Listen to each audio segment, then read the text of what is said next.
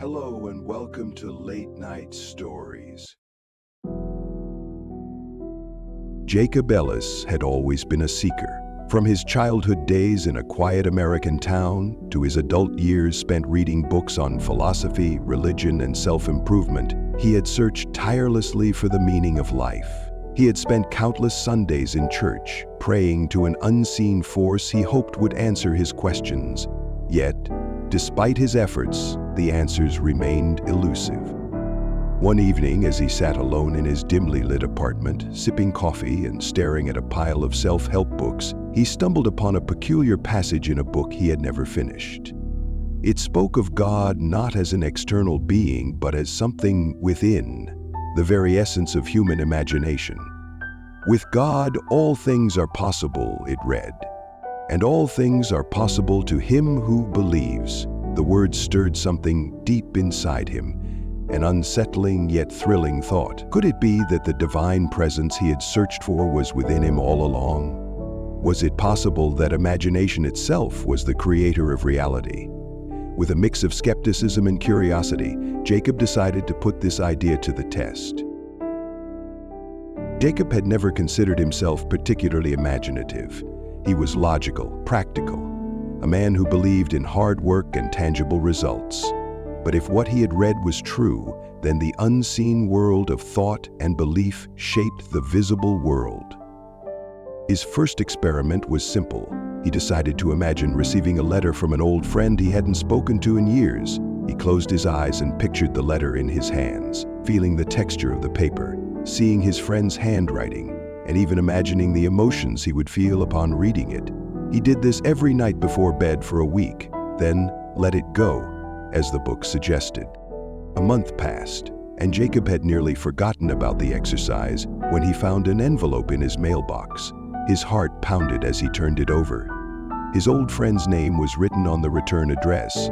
Inside was a heartfelt letter, just as he had imagined. Coincidence? Perhaps.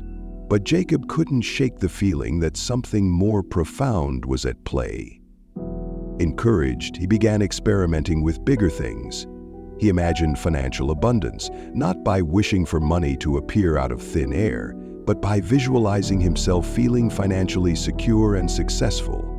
He imagined himself in a fulfilling career, working in a place where he felt valued and inspired. Slowly, his circumstances began to shift. Unexpected opportunities arose, debts were repaid, and new paths unfolded before him.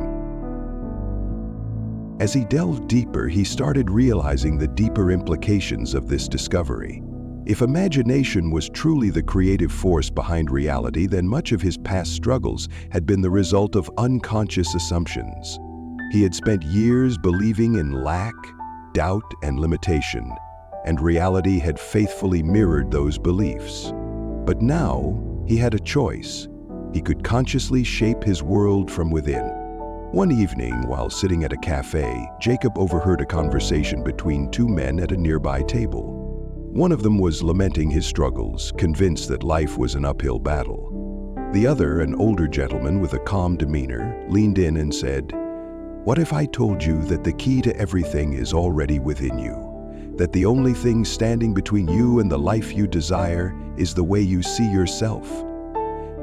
Jacob felt a chill run down his spine. This was the very realization he had been coming to on his own. Unable to resist, he introduced himself and joined the conversation. The older man, who introduced himself as Elias, smiled knowingly. "You're waking up," he said. "Most people are asleep, caught in a dream they don't even realize they're creating. But once you wake up, you understand that imagination is not mere fantasy, it is reality waiting to take shape." Elias became Jacob's mentor, guiding him deeper into the practice of conscious creation. He taught Jacob how to discipline his mind, to guard his thoughts as one would guard a precious garden. "Every thought is a seed," he explained. "Some seeds bear fruit, others weeds. What you focus on, you nourish. Choose wisely."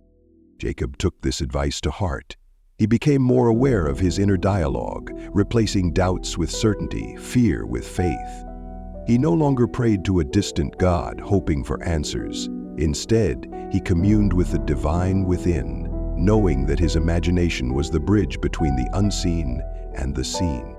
Over the next few years, Jacob's life transformed. His financial situation stabilized, his relationships flourished, and he found himself in a career that felt like a calling rather than a job. But more importantly, he was at peace. The restless searching that had once defined his life was over. He had found God, not in a church, not in a book, but within himself, waiting to take shape.